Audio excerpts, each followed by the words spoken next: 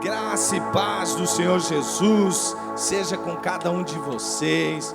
O Senhor é lindo demais. A palavra dele é maravilhosa e Deus quer falar ao seu coração. Como você sabe, quantos aqui estavam no culto da virada, no dia 31? Levante uma das mãos, bem alto. Sim, algumas pessoas estavam, mas já perceberam que o tema que Deus colocou no nosso coração, algo para dar ênfase, para trabalhar, é família sob nova direção. Mas de verdade mesmo, né? Colocar o Espírito de Deus, colocar a palavra de Deus como governo de todos os nossos relacionamentos familiares, da nossa própria família. Quantos de vocês já ouviram, já tiveram oportunidade de ouvir o pastor Gilson? Pregou no culto da virada, mas ele já pregou também em alguns cultos deste ano, né? Não foram muitos, porque afinal de contas, bem saímos da segunda quinzena. Mas quantos de vocês já ouviram o pastor Gilson pregando no livro de Ruth, falando sobre a família de Noemi? Levante uma das mãos. Ah, tá, ok, glória a Deus. Quem aqui não ouviu ainda, levante uma das mãos. Não ouviu nenhuma vez? Não ouviu nenhuma vez? Ah, ok, glória a Deus. Eu sempre fico me perguntando, gente, das pessoas que não levantam as mãos, sabe? Porque tem gente que ele está no meio, ele nem ouviu, mas também não deixou de ouvir. Mas é uma coisa impressionante, né? Ou às vezes não lembra, né? Se não lembra, ficou nesse meio, né? Nem sabe se ouviu, nem sabe se não ouviu, né? Então, é isso aí. Bom, gente, nós hoje vamos continuar falando sobre esse tema tão importante. E falar em família é falar sobre amor, pelo menos assim deveria ser. O amor é a principal de todas as virtudes. Alguém já disse que o amor é a mãe de todas as demais virtudes. Indo mais longe ainda, há vários, né, estudiosos da palavra de Deus que dizem que o amor é tão importante que João chega a declarar pelo Espírito na palavra de Deus que Deus é amor. Então, quem ama Deus, ama o seu próximo. Porque ali o raciocínio é justamente esse, né? Se não há amor numa pessoa, não há Deus naquela pessoa.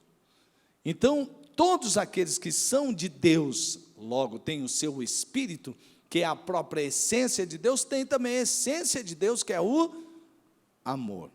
E o amor, ele é uma coisa um pouco difícil de ser conceituado em poucas palavras, mesmo porque existem várias expressões de amor, até na própria língua onde o Novo Testamento foi escrito, né? Existem vários tipos, mas aqui nós vamos abordar o que Paulo fala sobre amor, ali no capítulo 12 de Romanos, onde ele está falando do amor de Deus sendo justamente manifesto através de nós e de nossos relacionamentos. E o relacionamento, né, amados irmãos, que eu sei que você zela muito, são os relacionamentos dentro do lar. Então, o amor, ele é prático. Então, a melhor maneira de se entender o amor é quando alguém não somente tenta ensinar um conceito teórico sobre amor, mas quando alguém pratica o amor. Sabe por quê? As nossas atitudes, elas falam, elas gritam mais alto do que as nossas teorias a respeito do amor. E é isso justamente que Paulo faz em Romanos 12, dos versos 9 a 21, ele está falando sobre a prática do amor. O amor é prático. Só para você entender um pouquinho, o contexto da carta aqui é o seguinte: Paulo, quando vai falar sobre isso, ele sente a necessidade de falar que o amor se manifesta na prática, porque ele está escrevendo uma carta para a igreja que está em Roma, né? E a igreja que está em Roma não é constituída só de romanos, porque a carta é carta aos romanos, mas talvez seria mais a carta à igreja que está em Roma, porque Roma era habitada por vários povos de várias etnias. É como se fosse uma capital, sim, tipo Londres, na Europa, né? De repente, ou lá nos Estados Unidos, Nova York, né? Onde tem muitas raças, ou grandes cidades espalhadas no mundo inteiro, como São Paulo, Rio de Janeiro e outras menores. Aqui mesmo em Campo Grande a gente tem gente de várias etnias. Mas ali era muito forte aquilo. E cada um trazia consigo o quê? Sua cultura. A cultura ela se manifesta em hábitos também. Por exemplo, tinha um povo lá que para eles comer, ir lá no supermercado ou no açougue comprar coisa que ele gosta de comprar, maior tipo de diversidade que houvesse, coloca ali a mesa, as pessoas sentam ali e todo mundo come. Então, a comida era para saciar a fome, a comida, ao redor da comida, geralmente tem muita comunhão, alegria, porque traz aquele sentimento de provisão. Para o judeu, por exemplo, não. Ele não via qualquer tipo de comida para comer. Por exemplo, ele não comia uma carne, por exemplo, suína. E outros tipos de carne que ele comesse, deveria ter todo um processo, por exemplo, de todo o derramamento do sangue daquela carne, né? Para que não se comesse o sangue dos animais. E aí, no meio daquela convivência toda, imagina, tem lá o judeu, tem lá o grego, tem lá enfim, uma porção de pessoas, né, que você pode ver uma listinha lá em Atos, no capítulo 2, e aí tem um monte de gente ali também em Roma, não é só em Jerusalém que tem uma porção de nações, e eles estão convivendo com isso. Aí um fica meio que escandalizado com o que o outro come, com o que o outro não come, e também o tipo de costume com relação à maneira de vestir, de cortar o cabelo e por aí vai. E aí eles deixaram crescer tanto que Paulo ele está escrevendo e falando isso para eles. Olha, essas diferenças não podem provocar divergências tão sérias que vocês fiquem brigando uns com os outros. É necessário que você entenda que somos diferentes, mas temos que resolver as nossas diferenças no amor que Deus derramou sobre nós. E no meio deste contexto, Paulo está falando em Romanos capítulo 12, de 9 a 21, que o amor se percebe na prática, ao procurarmos entender uns aos outros, e aí você vai ver como esse amor é praticado, como Paulo diz que esse amor deve ser praticado. Então, vamos lá, as atitudes de quem ama. O amor é sincero. O amor que é prático, ele é sincero. Ele honra, ele serve, ele abençoa e ele pacifica. O amor, então, ele é sincero. O amor, ele honra. O amor, ele abençoa, ele serve, ele pacifica. Todas essas questões estão, tudo isso que é expresso através de atitudes, envolve esse amor que Paulo está dizendo que o amor de Deus é prático. Sempre foi, sempre será, e nós temos que amar assim como ele nos ensinou a amar. Então, vamos lá, gente. O amor é sincero, porque quem ama é sincero. Quem ama é sincero.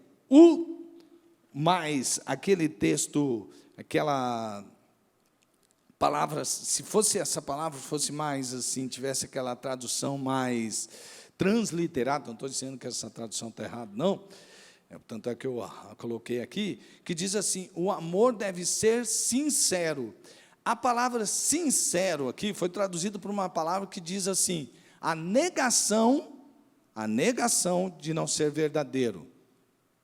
Ou seja, a palavra seria, então, o amor não deve ser fingido, não fingido. É a palavra, se fosse transliterado assim, sei lá, se eu posso usar transliterado, mas uma tradução mais fechada assim, seria, o amor não deve ser fingido. O amor não fingido é o amor verdadeiro. O amor deve ser sincero. Versículo 9 do capítulo 12.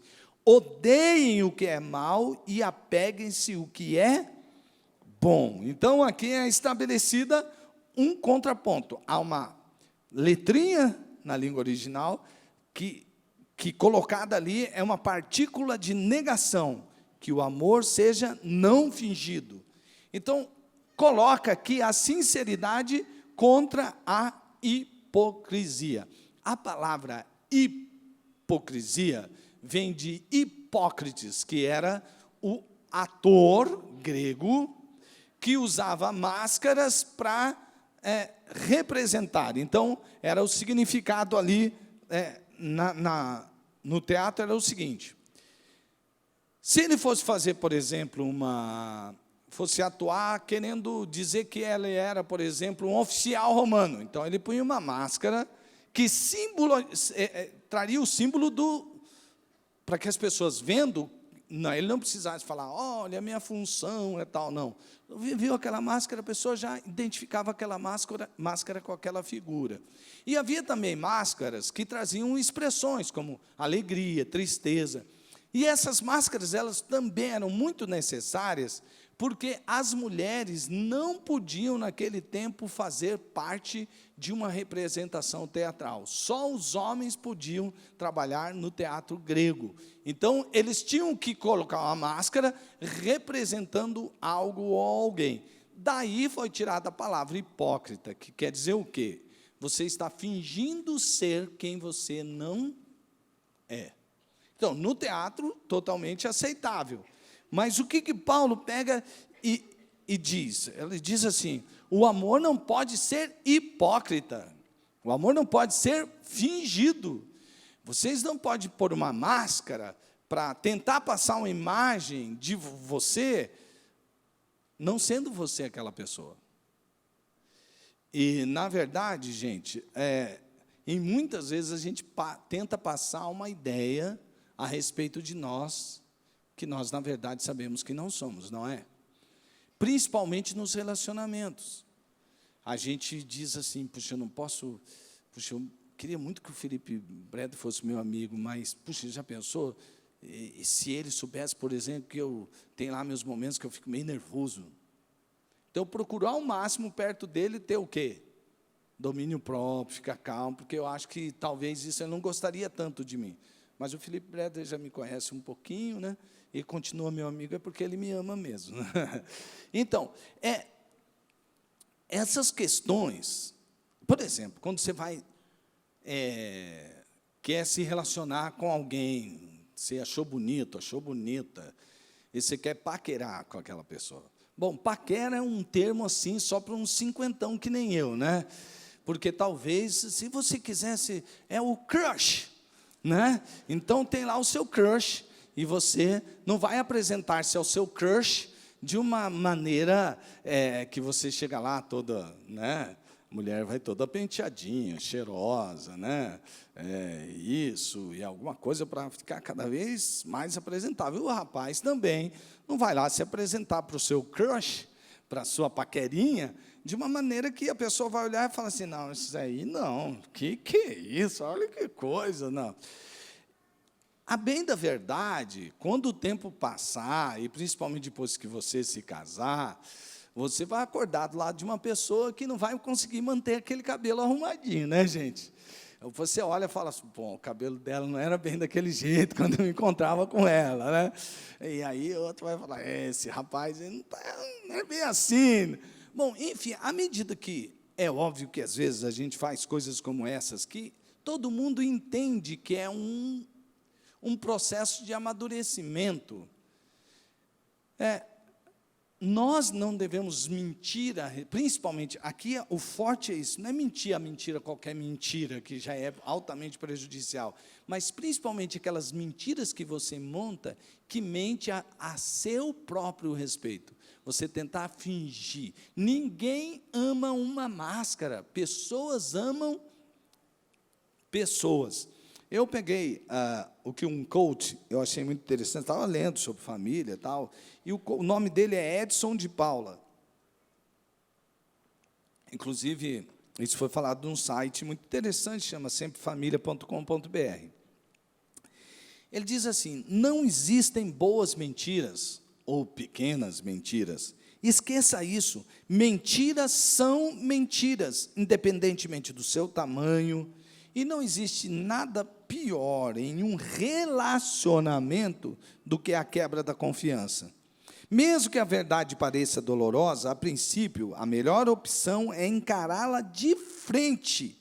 Então, mesmo que a verdade pareça dolorosa a princípio, a melhor opção é encará-la de frente. É melhor sofrer pela verdade do que pela mentira. Pois assumir o erro o mais rápido possível poderá evitar um desgaste ainda maior e aumenta as chances do perdão. É mais fácil perdoar uma verdade abrupta do que uma mentira longa. Isso é ou não é verdade, gente? É ou não é verdade? Isso funciona na prática, sim ou não? Sim. Quanto mais você insiste numa mentira, o que a outra pessoa fala na hora que descobre?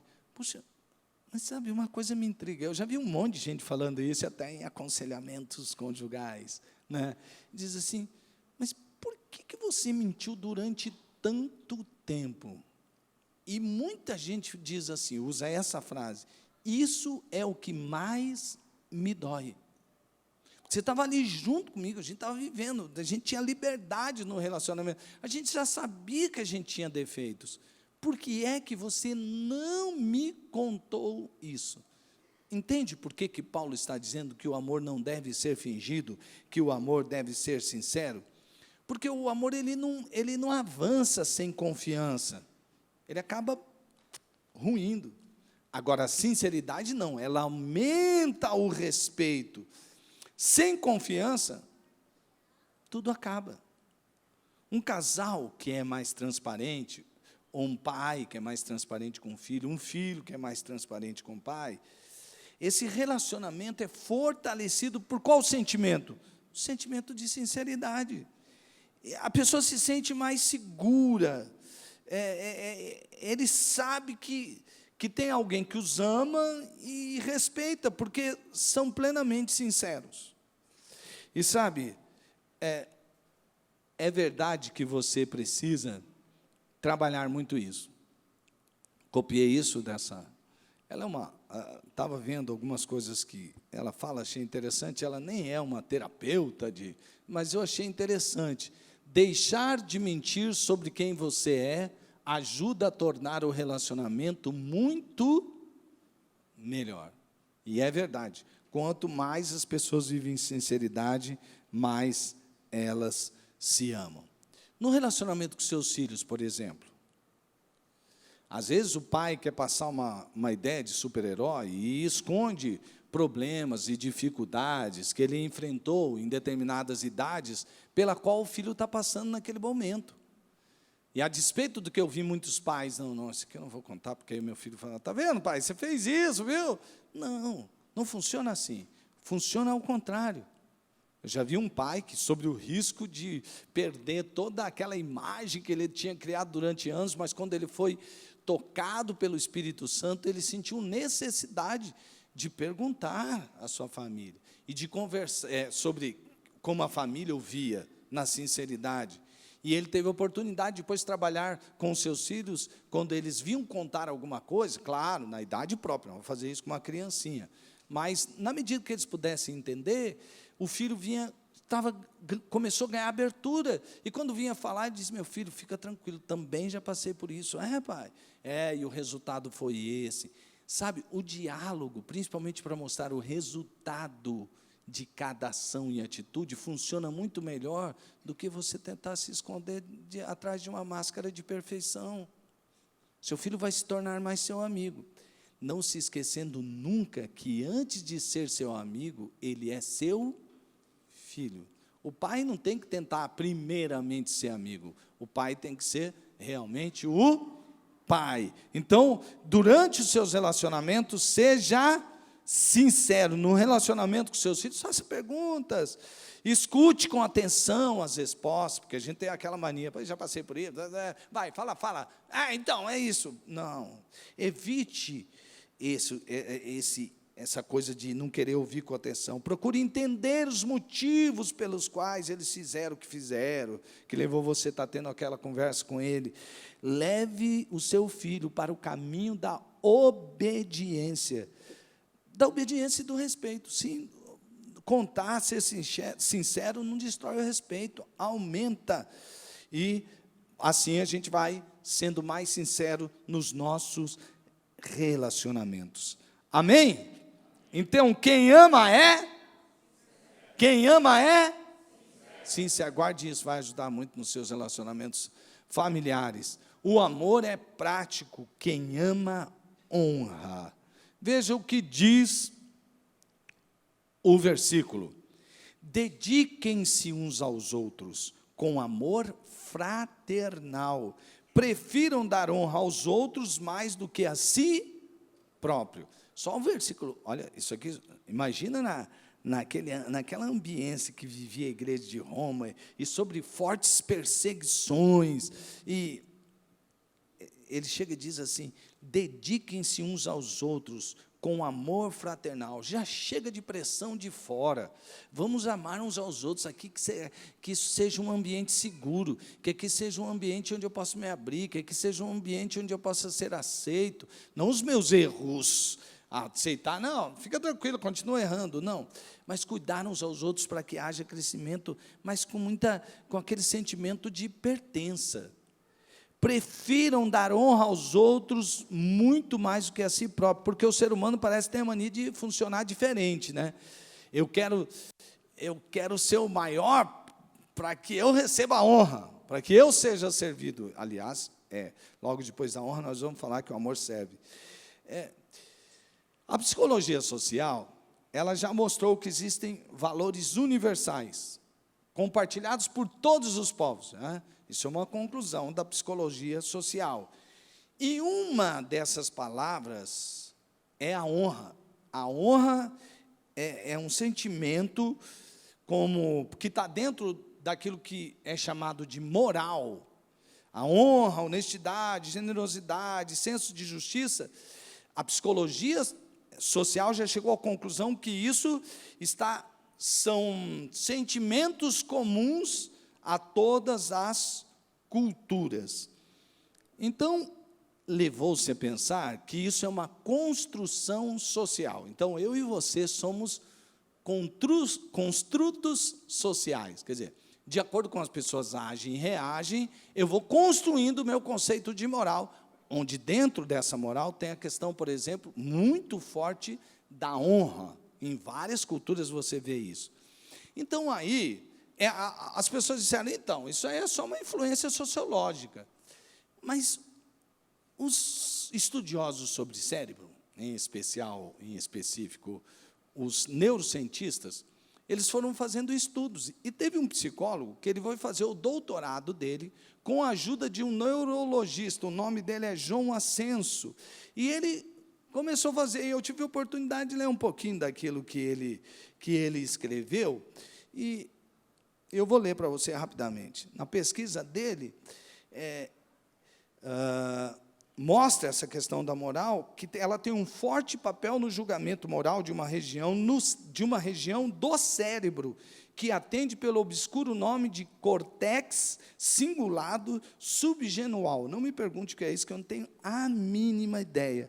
Uma pequena estrutura que entra em atividade, mesmo quando uma pessoa apenas lê palavras de significado moral, como honra, por exemplo. Ela leu essa parte no córtex cingulado subgenual, é ativada. Agora, olha só, ele foi fazendo testes e ele percebeu que o surpreendente é até que quando a palavra é exibida por milésimos de segundos, subliminarmente, essa região é ativada. Ele diz assim, mostramos que a simples representação abstrata deflagra uma reação nas regiões profundas ligada à moral.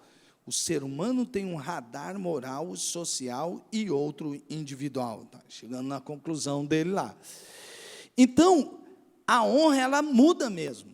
Se lá no seu lar tem uma atmosfera de honra, as coisas são diferentes. Em qualquer relacionamento, em qualquer lugar, a honra é diferente. Daqui a pouquinho nós vamos ver um vídeo que demonstra como essa questão de entender sobre honra muda um ambiente, muda algo que está ali. Produção, quando estiver pronto, você me avisa aí, tá bom, produção? Sobre o videozinho, se for possível. Então, a honra, ela muda ambientes. A honra, ela transforma ambientes. Quais são as atitudes que você toma, as palavras que você usa, ou frases, que mais honram o seu... Deixa eu mudar aqui, que aí fica lá, você vai vendo, ó. Quais são as atitudes ou frases que mais honram o seu cônjuge? Pensa um pouquinho. Pensa que esse aqui é o lado prático, porque o amor é prático, nós não estamos aqui só para ficar na teoria. Então, pergunto para você, casados, quais as atitudes ou frases que mais honram o seu cônjuge? Isso vai ser legal para você que está nesse culto e vai lá para o seu PGM, você vai poder compartilhar isso aqui. As palavras ou ações que mais honram seus filhos. O ato de obediência que mais honra seus pais. Viu como de todos os relacionamentos tem a questão da honra? E no relacionamento entre irmãos? Sabe por quê? Parece que irmão nasceu para brigar com o outro, né? É difícil. Você pergunta para o irmão, o que você acha do seu irmão? É uma linha, né? Ele não presta, mas eu o amo. Assim, depois ele é uma linha, ele não presta, mas eu o amo, meu amigo. Vai ser só um detalhe, entendeu? Então, parece que é assim, né? Uma vez eu estava conversando com alguns casais, e eu estava falando sobre essa questão de honra. E eu dizia, cônjuges, maridos, mulheres, será que tem alguma brincadeirinha que você faz, que você acha engraçado, mas que só você que está rindo? E ele ou ela riem só, tipo, fazer uma cara de paisagem aqui, né? Tipo assim, vem cá, minha fofinha. Você gostou? Então, fofinha, você está querendo dizer o quê? Que eu estou meio gordinha, não é verdade? Agora, esse tipo de brincadeira, você já perguntou para ela sinceramente como ela se sente? A priori, teve um irmão que disse para mim assim, pastor, quando você me fez falou aquilo, eu achei, não, acho que minha esposa não liga das brincadeiras que eu faço.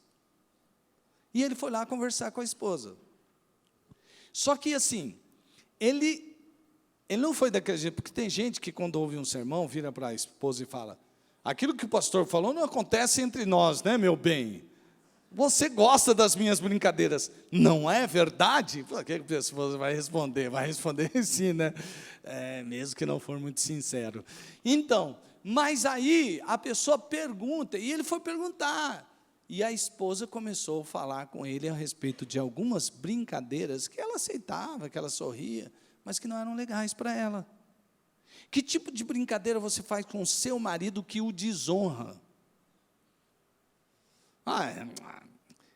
Ele é desse jeito mesmo, né? Meio preguiçosão, crianção, mas eu amo esse meu crianção. O que isso produz, né?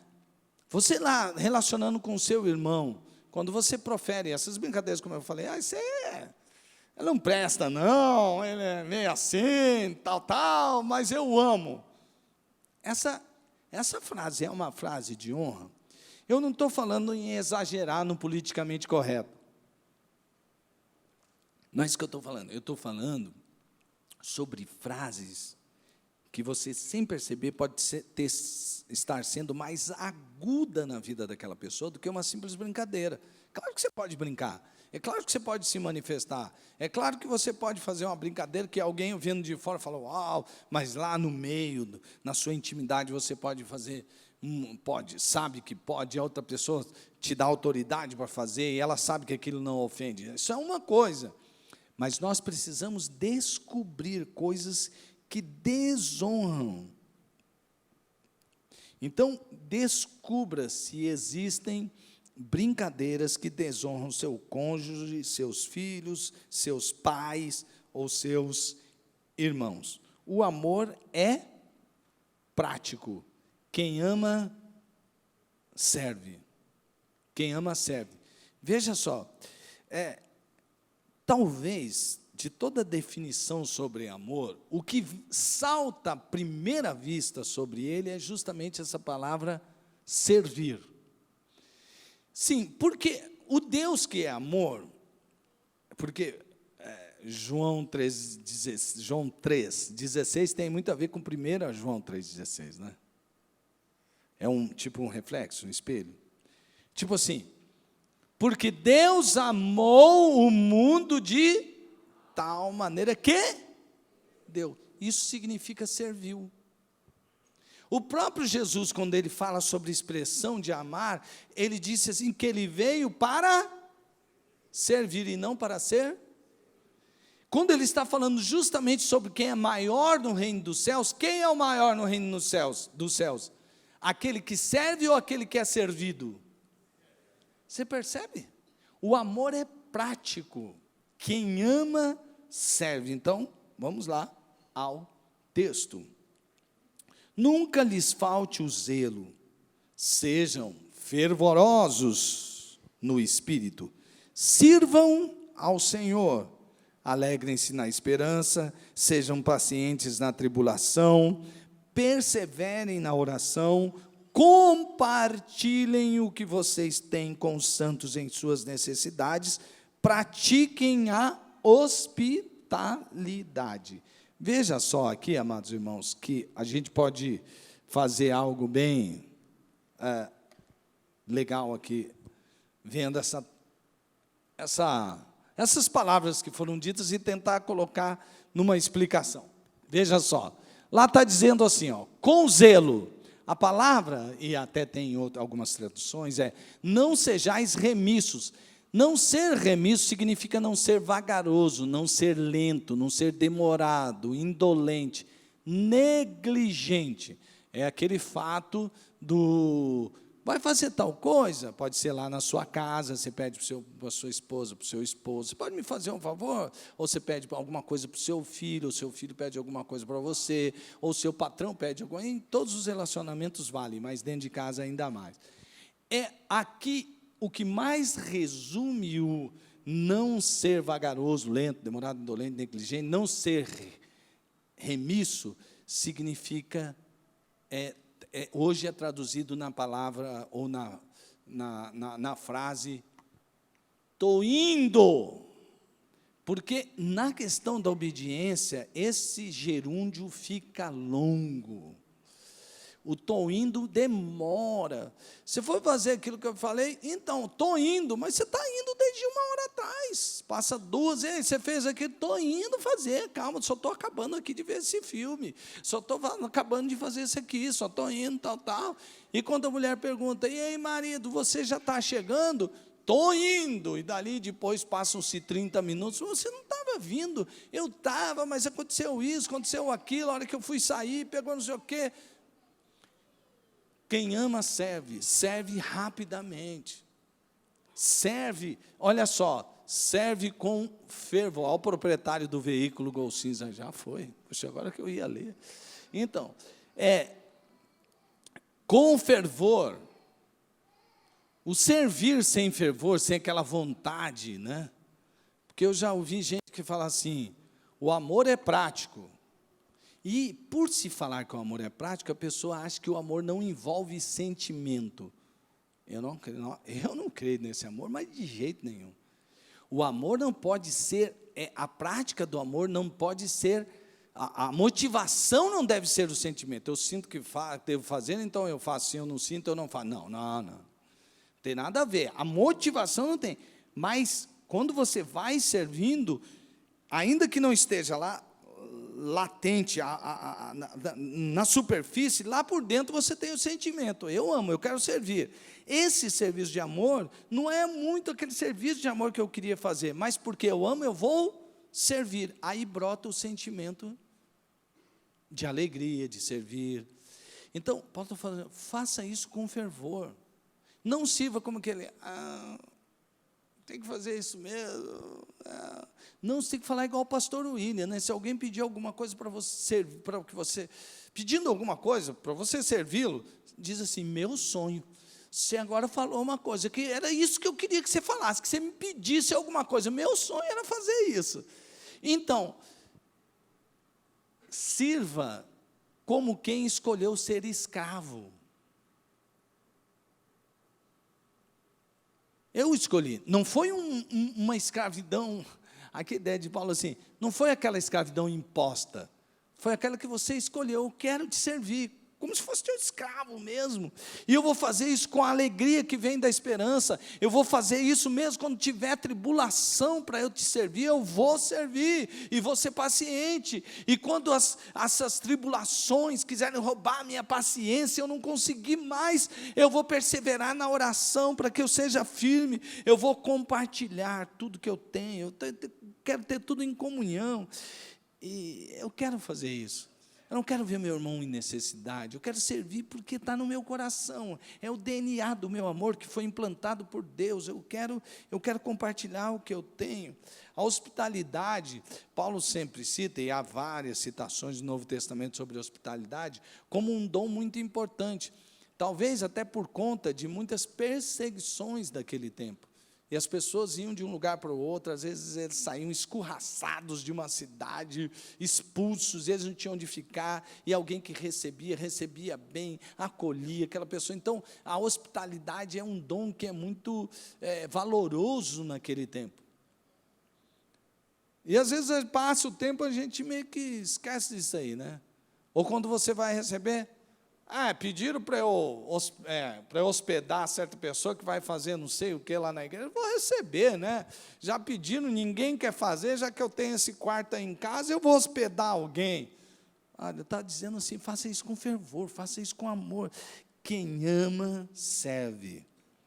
E isso não deve ser feito simplesmente por causa de ser um dever cristão. Ou por quê? Seguinte, eu vou servir, mas eu não sou bobo de ninguém, não.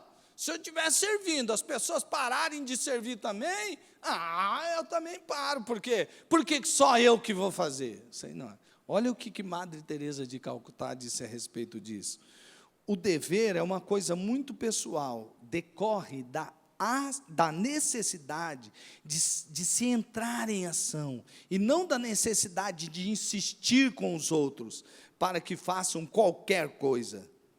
Vou repetir de novo. O dever é uma coisa muito pessoal, decorre da necessidade de se entrar em ação, e não da necessidade de insistir com os outros para que façam qualquer outra coisa, né? Tem aquela frase célebre dessa mesma pessoa, quando perguntaram para a Teresa de Calcutá, e o repórter lá, querendo ser legal, bacana, tal, disse para ela assim, puxa, olha, a senhora dá banho num leproso, eu não daria banho num leproso nem por $1 milhão, querendo dizer, a senhora é demais mesmo. E ela disse assim, não, nem eu dou banho num leproso por $1 milhão. Para dar banho num leproso, só se dá por amor. Quem ama, serve. Como é que tem sido o serviço lá na sua casa? Martin Luther King diz que não é preciso ter um diploma universitário para servir, não é preciso fazer concordar o sujeito e o verbo para servir, basta um coração cheio de graça, uma alma gerada pelo amor. Que lindo isso aí, né, gente? Agora, vamos para a prática, as perguntas práticas. Vem aqui comigo, atenção, todo mundo, aqui, mesmo você que estava distraído agora. Qual é a atitude de serviço que mais agrada seu cônjuge?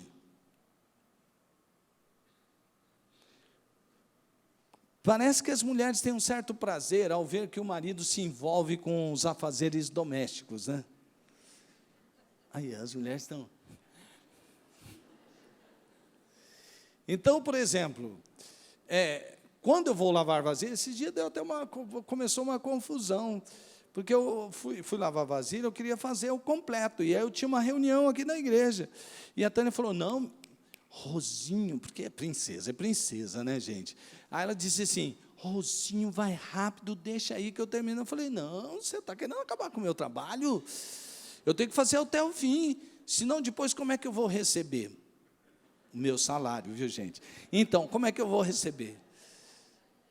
Não é? Então, é o serviço. Como é que você, mulher, pode servir o seu marido? E você pode dizer assim, ah, pastor, ele só pensa naquilo. Pois sirva com alegria, com todo o fervor, com todo o amor do seu coração. Não vai fazer como... Eu não vou falar de que nacionalidade é, porque senão seria bullying, mas como o Joaquim e o Manuel. E ele um perguntou para o outro, escuta, Joaquim, a sua mulher tem relações íntimas com você, por amor ou por interesse? Ele disse assim, por amor. Ele falou, que legal, hein? Como é que você sabe disso? Porque não demonstra nenhum interesse. Então, gente, essa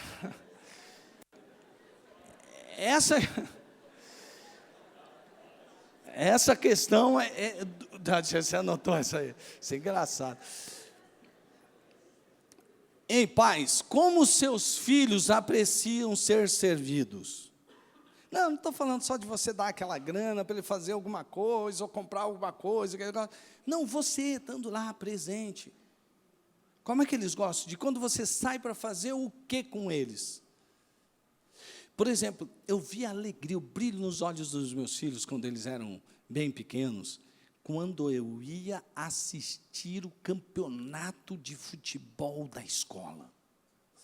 Eu virava técnico, porque eu tenho esse jeito meio tímido, né, introvertido, que você imagina, e eu chegava lá, eu já falava, ô, galera, passa a bola aqui, tal. De repente, todos os gurizados reuniam, e aí, tio, o que você achou? Aí que meus filhos, pô, meu pai virou técnico aqui, né? Só que tinha, cada pai de um menino daquele era um técnico, né? Mas era alegria. Como eu posso servir o meu filho de tal maneira que ele perceba que eu sou um pai presente?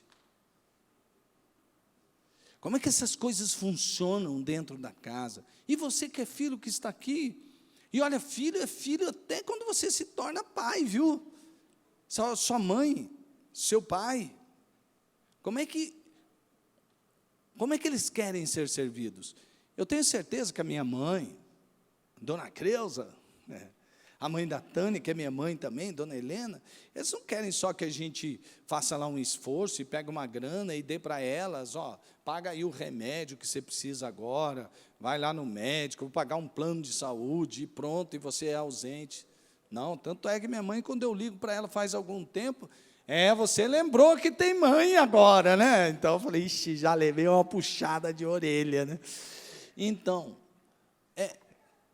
como é que você, filho, pode servir a seus pais? Sabe por quê? A honra está ligada muito a quem a bênção. Quem ama, a abençoa. Se não é verdade, veja só o texto.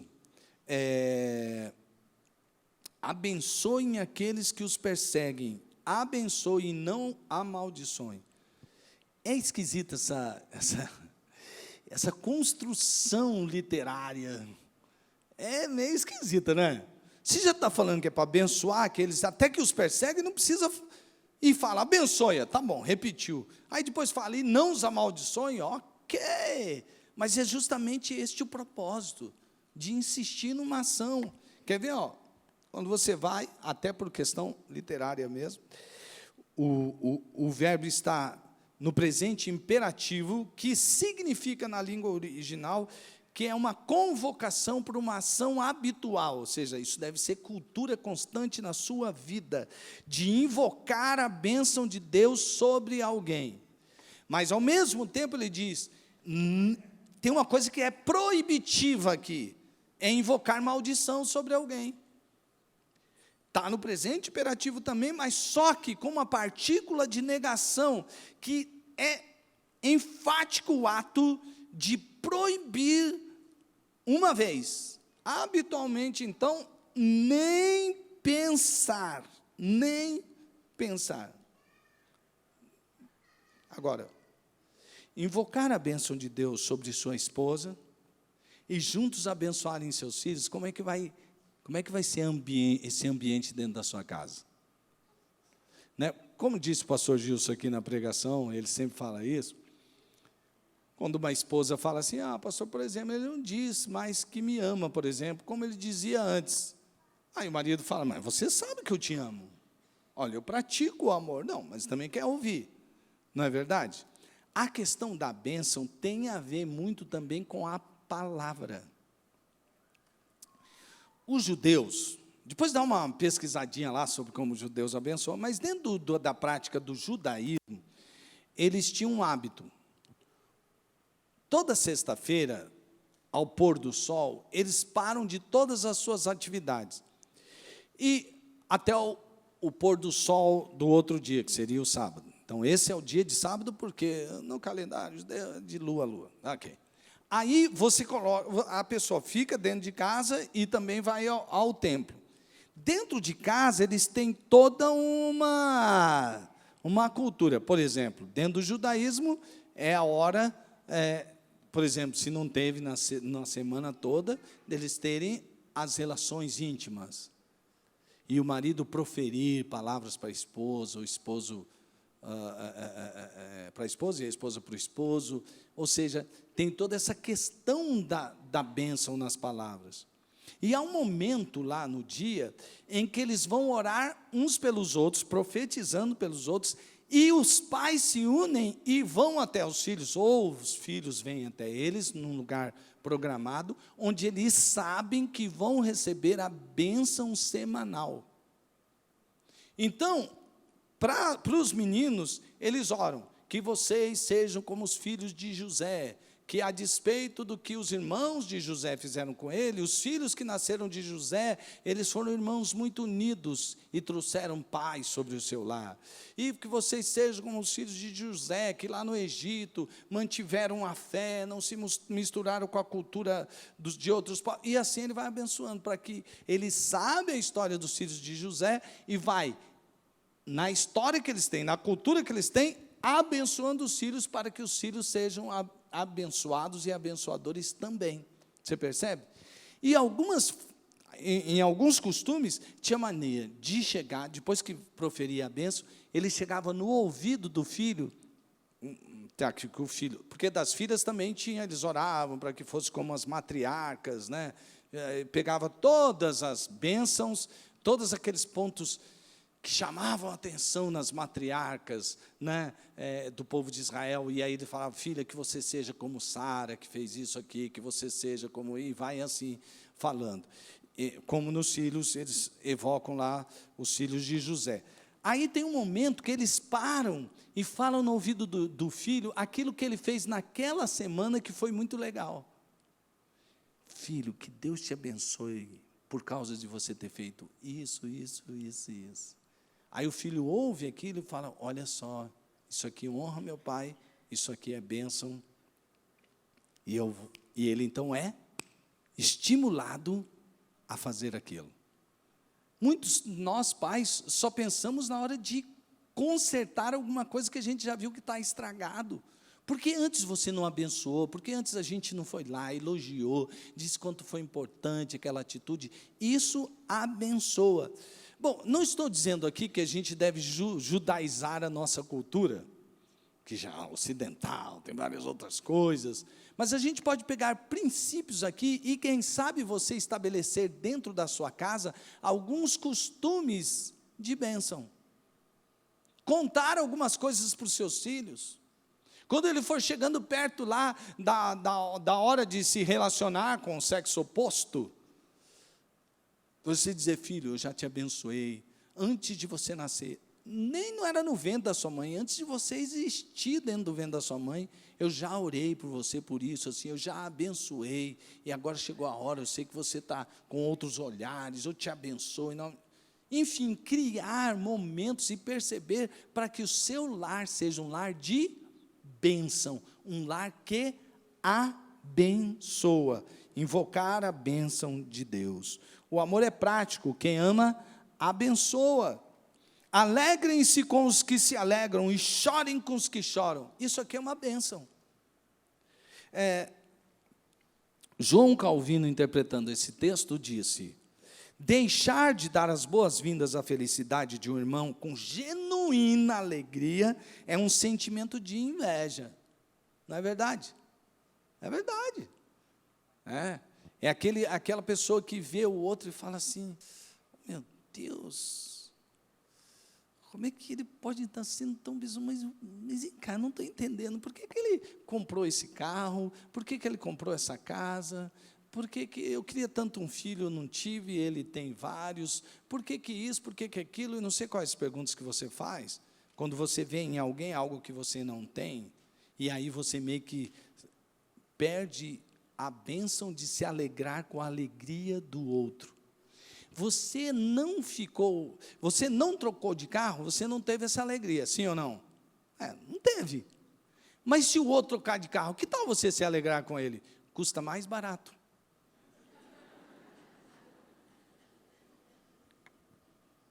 Então, você se alegrar com a alegria do outro, com o sucesso do outro, ele teve sucesso. Você não passou no concurso, ele passou.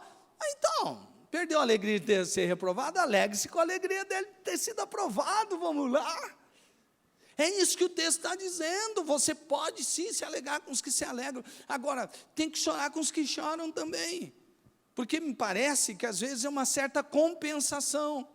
Está vendo? Não é só comigo que dá errado, com ele também deu errado.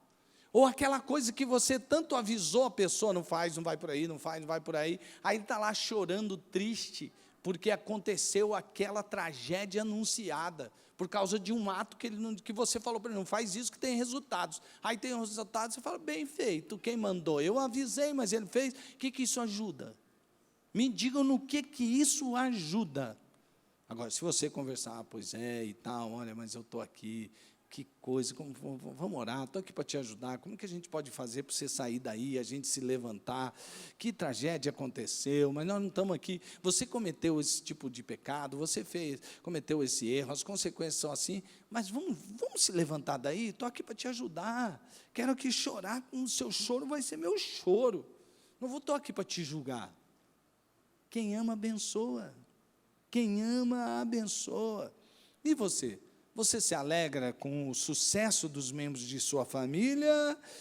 Ou em seu lar tem uma cultura de competição e comparações? Eu vejo, às vezes, casais se comparando e competindo. Espera aí, vocês não deviam estar juntos e o sucesso do outro não devia ser seu sucesso? Por que vocês estão competindo e se comparando? Você se entristece com infortúnios dos membros de sua família, ou a cultura de competição e comparações o torna indiferente, ou até mesmo, ainda que veladamente, provoca um certo prazer, aquele conhecido bem feito. Porque dentro de casa isso ainda fica mais agudo às vezes, né? Fez, eu estava aqui, aconteceu, estou vendo. Dá um certo prazerzinho, viu? Bem feito. Quem mandou? Será que esse que deveria ser o nosso sentimento? Cara, às vezes a gente para pensar nisso, na minha própria memória, que vem tantas coisas que eu falo, não devia ter feito, né? Mas há tempo de mudar, sim ou não? Porque agora a família está sob nova direção. Há tempo de mudar essa cultura familiar. Quem ama, abençoa. O amor é algo muito prático. Veja só, tenham uma mesma atitude uns para com os outros. Não sejam orgulhosos, mas estejam dispostos a associar-se a pessoas de posição inferior. Não sejam sábios aos seus próprios olhos. Citando João Calvino de novo. O antídoto mais eficaz para a cura da arrogância é suprimir uma opinião demasiadamente exagerada acerca de nossa própria sabedoria. Nos relacionamentos familiares, eu já citei, não vamos falar mais sobre isso, daria para falar mais uma porção de coisas, mas não tenta ser o dono da verdade, não, vai. Olha, eu sei o que eu estou falando, porque aí depois vai ter que vir o bem feito, entendeu? A hora que você é o dono da verdade, tem que acontecer o que você falou. E a hora que acontecer o que você falou, vai ter que vir. Está vendo? Não falei, bem feito. Pois evite ser o dono da verdade. Mesmo você como pai. Pai, você pode aprender muito com os seus filhos. Então, lá no lar, evite ser o dono da verdade. Valorize a opinião do seu cônjuge, valorize a opinião do seu filho, do seu irmão, dos seus pais. Nossos filhos, em determinada época, eles trazem desafios para nós que são interessantes. Antes, uma geração diz que mudava de 40 em 40 anos, ou de 20 em 20 anos. Hoje, os estudiosos estão percebendo que pessoas que nasceram há 5 anos atrás têm uma cultura totalmente diferente dos que estão vivendo agora, né? Nascendo agora. Isso notando-se nas próprias ações e reações das crianças, obviamente.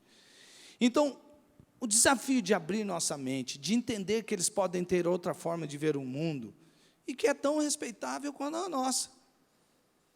Iguais ou até mesmo superiores em determinados debates, à medida que crescem, é demais. Eu vi que a minha netinha, Luísa Linda, que está aqui hoje, lá no Mini, ela, não somente, quando ela quer ver, ela gosta muito de ver a Popó no telefone. Aí eu percebo assim, que não, hoje a gente colocou, vamos fazer um testezinho do Popó aqui, né? Aí, ela não somente sabe fechar um aplicativo, como ela sabe ir até o YouTube, achar a Popó, e se surgir um aviso, ela pula o aviso. Ela não tem nem 2 anos. E se aparecer um avisinho, aquele que desce assim em cima, chegou uma mensagem do WhatsApp, ela pega o dedinho e empurra para cima. Uau!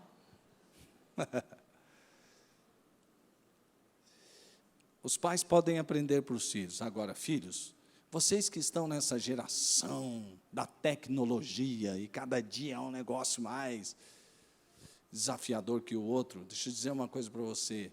Valorizem o ensino do seu pai e da sua mãe para que você se dê bem na vida. A promessa não mudou. Honre a seus pais e vocês terão vida longa e abençoada. Não ache que eles se tornaram obsoletos, ultrapassados, porque a experiência que eles obtiveram na vida pode abençoar você, para que você seja muito abençoado e evitar que você passe por coisas terríveis, que se você os ouvisse, não passaria. E, por fim, quem ama pacifica. Não retribuam a ninguém mal por mal, procurem fazer o que é correto aos olhos de todos, façam todo o possível para viver em paz com todos. Amados, nunca procurem vingar-se, mas deixem com Deus a ira, pois está escrito, minha é a vingança, eu retribuirei, diz o Senhor. Ao contrário, deixa eu passar aqui. Ao contrário, se o seu inimigo tiver fome dele de comer, se tiver sede dele de beber, fazendo isso, você amontoará brasas vivas sobre a cabeça dele. Não se deixem vencer pelo mal, mas vençam o mal com o bem. Termina bem esse texto, vou ser rápido nessa parte, só para passar aqui. Não pague o mal com o mal, isso glorifica a Deus, porque foi isso que Ele fez conosco. Se Deus fosse pagar todo o mal que a gente faz com mais mal,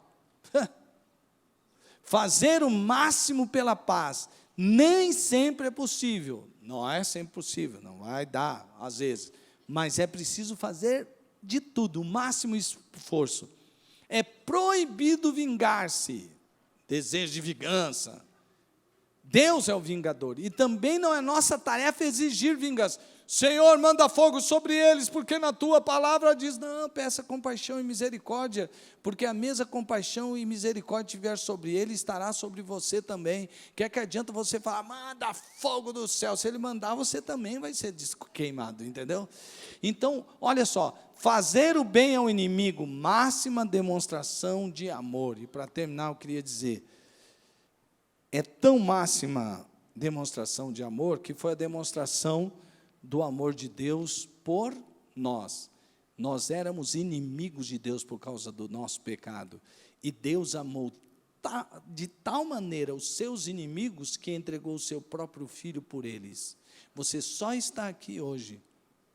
Você só é amigo de Deus hoje, porque Deus não somente pediu para que a gente fizesse alguma coisa que Ele não tenha feito antes. Você só está aqui hoje porque Deus amou os seus inimigos e entregou o seu próprio filho por eles. Faça isso você também. Se isso é verdade em todos os relacionamentos, imagine dentro da sua casa. Existe um ambiente de paz? Se sim, glória a Deus, parabéns, continue. Se não, por que não? E aí, quando acaba um sermão desse, você diz assim: pastor do céu, fazer isso daí é praticamente impossível. E é verdade na força humana. Mas eu quero terminar como na maioria das vezes eu termino meus sermãos. Gente, você acha que a gente vai fazer tudo que Deus pediu para a gente fazer na força humana? Esqueça isso. Esqueça. Nada que Deus te pediu sobre o amor, então. Mas Deus não pediu algo sem que Ele tenha dado força para você fazer, sem que Ele tenha lhe dado poder para você fazer isso. Veio sobre você. Quando veio aquele lá, a ideia da lei e a força da própria lei, a lei só derrubou e acabou com as pessoas, porque elas queriam serem merecedores de Deus por cumprir a lei. Isso é um negócio que já está comprovado que não dá certo. Mas Deus, na sua infinita graça, nos deu mandamentos, mas juntamente com eles nos deu o Espírito Santo, para que nós tenhamos poder para cumprir tudo que está escrito na sua palavra. Por isso você tem que pedir todos os dias que eu seja esvaziado de mim mesmo, porque nós estarmos cheios de nós mesmos é cheio da carne. A carne só provoca desavenças. Olha, cada briga, contenda, separação cada vez mais entre as pessoas. Mas quando você anda em espírito, porque você pelo Espírito foi tomado, aí tudo isso que está aqui vai ser cumprido na sua vida, no poder do Espírito Santo. Amém? Então vamos ficar em pé, em nome de Jesus. Fique em pé. A equipe linda pode vir para cá, e depois que nós orarmos, os irmãos podem sair, mas é gostoso ir saindo com uma música, né? Feche seus olhos. Que o amor de Deus Pai capacite você a amar como Ele amou e ama. Que a graça redentora e salvadora do nosso Senhor Jesus Cristo, que salvou e que sustenta a sua vida, venha sobre você, para que você possa amar como Jesus se amou, se entregando numa cruz por nós, para que você possa amar como Jesus ama. Porque Ele disse: eu estarei com vocês todos os dias, até o fim. Que venha sobre você as consolações do amor que vem do Espírito, o Consolador. Que venha sobre nós a comunhão do Espírito, para que nós nos amemos uns aos outros de tal maneira que nós tenhamos unidade. E que o poder e a unção do Espírito Santo seja sobre cada um de nós e sobre os nossos lares, para nós vivermos o amor, para nós vivermos o amor, para nós vivermos o amor, todos os dias de nossas vidas, em nome de Jesus. Amém, amém, amém. Glória a Deus. Tenha uma semana super de Deus.